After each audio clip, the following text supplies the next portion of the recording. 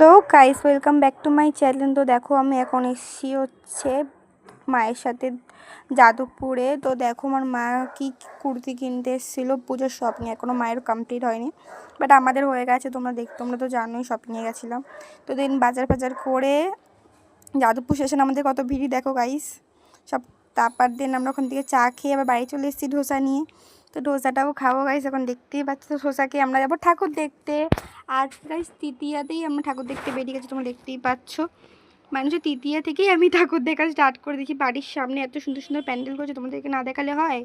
তো ওটাই দেখে নিলাম, বাট পুজোর টাইমটা দেখে দেন বাইরের ঠাকুর দেখবো। তোমার ওই ব্লগগুলোও আসবে গাইস, দেখতেই পাচ্ছ।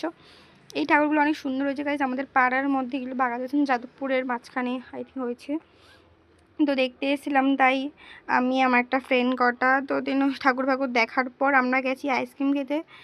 তারপর আমি ওখান থেকে ঘরেও চলে এসেছি গাইস। এখন গাইস 3:30 বাজে, আর এরা কেউ ঘুমায়নি এখনও। তোমাদেরকে টাইমটা চলো দেখিয়ে দিচ্ছি, তোমরা বুঝতে পারবে। 3:22 রাত্রির বেলা এরা এখন কি করছে, গল্প করছে। আমাদের ঘরে 3টে 3:30টার সময় কেউ ঘুমায় না গাইস, কি বলবে তোমরা। টাটা।